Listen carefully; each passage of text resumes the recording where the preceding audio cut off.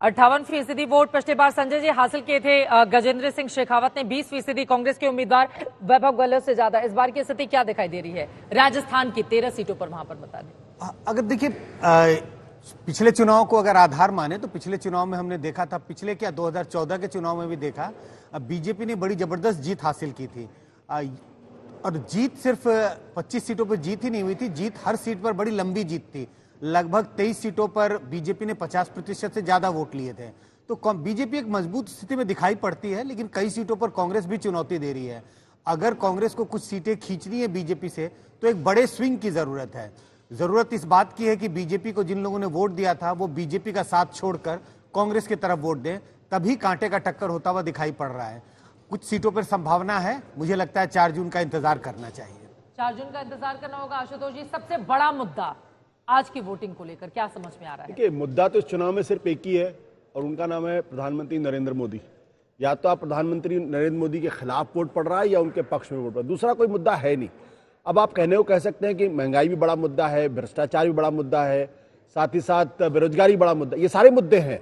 लेकिन लोग इससे जोड़ के देखते हैं कि क्या ये मुद्दे नरेंद्र मोदी प्रधानमंत्री के तौर पर उनकी फेलियर है या फिर हमें अभी भी भरोसा है कि वो इन मुद्दों का रास्ता निकाल सकते हैं या उसमें कुछ ना कुछ सोल्यूशन दे सकते हैं। दिक्कत यहीं पर आके रुक जाती है। तो या तो मोदी के पक्ष में वोट पड़ रहा है या मोदी के खिलाफ वोट पड़ रहा है। संगीत रागी जी, देखिए, मुझे ऐसा लगता है कि मैं इस बात से तो सहमत हूं कि कोई बहुत बड़ा मुद्दा नहीं है, और जब बहुत बड़ा मुद्दा नहीं बनता है तो इसका मतलब है कि सरकार के खिलाफ आप कोई बड़े मुद्दे खड़ा नहीं कर पाए और जनता तक वो चीजें नहीं लेकर के आप जा रहे हैं जिससे लगता है कि जनता इनको पटकनी दे सकती है। पिछली दफा का चुनाव, जो फर्स्ट फेज का चुनाव आया, उसके बाद बहुत सारे कयास लगाने जा रहे हैं। मैं थोड़ा सा 2014, 2019 और इसको बस बहुत छोटे शब्दों में कहा, 2014 का चुनाव जो था वो अच्छे दिन आने वाले हैं। ये होता क्या है कि लोग उसके पीछे दौड़ पड़े।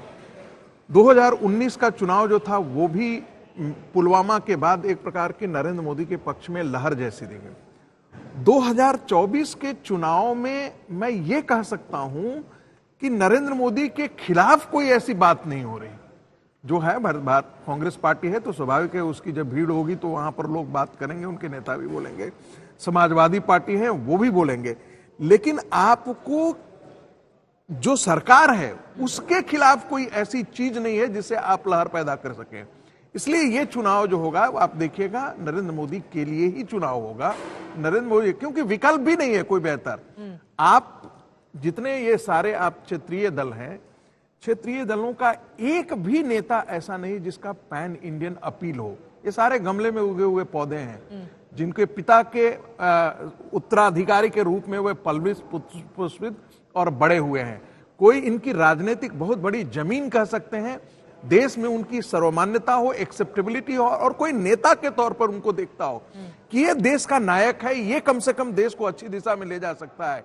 वो चाहे वो तेज तरार तू तड़ाक करने वाले राहुल गांधी हो या कोई और। मुझे नहीं लगता है कि आज के दिन में भारतीय राजनीति में कोई एक से जनता उनकी भी किस्मत का फैसला कर रही है। मैं लौटूंगी आपकी बात शशि जी। वायनाड में वो जीत जाए इस बार तो बहुत, मैं कह रहा हूं कि उन्हीं को उनको बहुत टफ कंपटीशन मिल रहा है। 4 लाख से ज्यादा वोटों से जीते थे पिछली बार जीते थे, लेकिन इस बार जो है उनको कंटेस्ट जो मिल रहा है रोज, इसलिए गाली गलौज कर रहे हैं। शशि जी, उत्तर प्रदेश के नोएडा की तस्वीरें हम दिखा रहे हैं। आमतौर पर शहरी एक चीज मैं थोड़ा जोड़ दूं, मैं बस जोड़ दे रहा हूं। मैं आज वोट दे करके आया, मुझे 47 मिनट बूथ पर लगा, इतनी भीड़ थी गाजियाबाद में। तो अच्छा है, फिर मैं दोपहर मैं कह रहा हूँ कि बहुत शानदार, में थोड़ी भीड़ कम हो जाए, मेरा भी वोट है। नहीं, मैं 7 बजे गया था। आप देखिएगा संगीत रागी जी की टोन बदल जाएगी क्या जब देखेंगे कि भीड़ कम हो रही है। भीड़ कम। शशि जी, आपके पास आते हैं, ये जो भीड़ है ये पहले चरण के मतदान के दौरान हम लोग यहाँ पे बैठ के डिबेट कर रहे थे,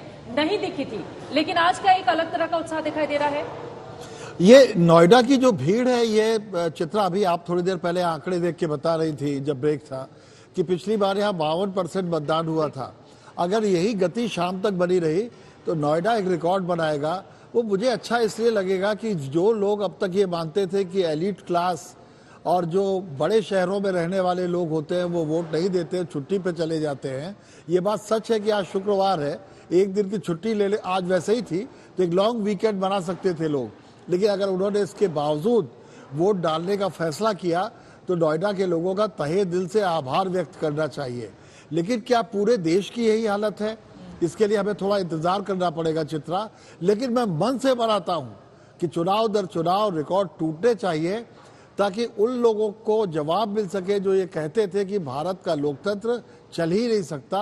लोकतंत्र न केवल चला बल्कि लोकतंत्र में भागीदारी भी इधर के 3 चुनावों में बढ़ती हुई दिखाई पड़ी है। मैं उम्मीद करता हूं इस चुनाव में भी बढ़ेगी।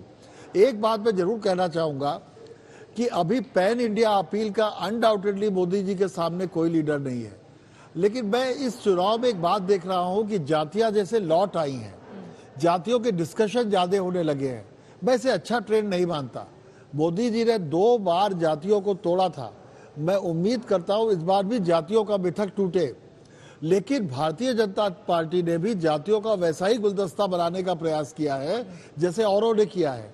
मैं इसके सैकड़ों उदाहरण दे सकता हूं। तो एक चुनाव 2 चुनाव ऐसे हुए, अगर तीसरा चुनाव भी उसी दिशा में बढ़े तो भारत एक बेहतर और ज्यादा स्वस्थ लोकतंत्र हो सकेगा, ये मेरी उम्मीद है। मतलब जातियों के जंजाल में नहीं फंसकर अगर जिसके भी पक्ष में जनता वोट करने के लिए जाए, मुद्दे काफी ज्यादा अहम होनी चाहिए। संजय जी, आप ये जो लाइनें लगी हुई हैं, इन लाइनों से क्या समझा जाए? देखिए, सुबह का वक्त है, 7 बजे से मतदान शुरू हुआ। गर्मी का मौसम है और मुझे लगता है कई बड़ी संख्या में ऐसे मतदाता होंगे जो ये चाहते हैं कि सुबह सुबह जब सूरज चरम सीमा पर पहुंचे, गर्मी चरम सीमा पर पहुंचे, उसके पहले अपना मतदान कर लें।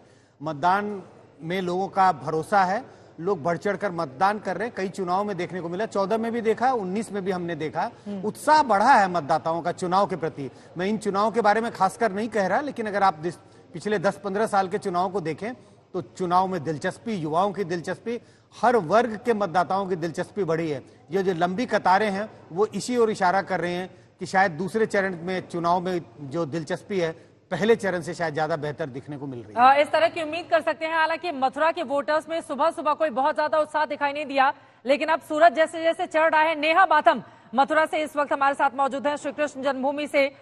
मथुरा की तस्वीर क्या बोल रही है नेहा? लोग निकले अपने घरों से बाहर? देखिए चित्रा, जब हम यहाँ पर पहुंचे थे लगभग आधा 1 घंटा हो चुका है, तब से अब में काफी फर्क दिखाई दे रहा है। पीछे ये लंबी कतार आप पुरुषों और महिलाओं की देख पा रही होंगी। यहाँ मथुरा में दरअसल इस बार हेमा मालिनी के लिए त्रिकोणीय मुकाबला है। अब तक 2 तरफा मुकाबला ही देखा था, लेकिन सबसे बड़ा सवाल यही चित्रा बना हुआ है कि क्या वो जीत की हैट्रिक लगा पाएंगी, क्योंकि 2014 में वो चुनाव जीती, 2019 में चुनाव जीती। 2014 में 61% वोट उन्हें हासिल हुआ, 2019 में करीब 53% वोट हासिल हुआ। दोनों बार उनका मुकाबला आरएलडी के उम्मीदवारों से था, लेकिन इस बार त्रिकोणीय मुकाबला है। समाजवादी पार्टी के मुकेश धनकर हैं, सुरेश सिंह जो हैं वो बसपा के हैं। सुरेश सिंह पूर्व IRS अधिकारी और माना जा रहा है कि वो कड़ी चुनौती यहां पर हेमा मालिनी को दे सकते हैं, क्योंकि ये पूरा का पूरा इलाका दरअसल जाट वोट बैंक माना जाता है। और हेमा मालिनी अब खुद को जाट की तरह प्रोजेक्ट भी कर रही है। उनका कहना है कि उनकी शादी धर्मेंद्र से हुई है जो जाट है। ऐसे में देखना ये बेहद दिलचस्प होगा चित्रा कि यहां पर इस बार हेमा मालिनी के लिए क्या समीकरण रहने वाले हैं। जाहिर तौर पर इस बार जीत आसान नहीं होगी, भले ही यहां पर ध्रुवीकरण की राजनीति हो और इस बार राम मंदिर का मुद्दा हावी रहे।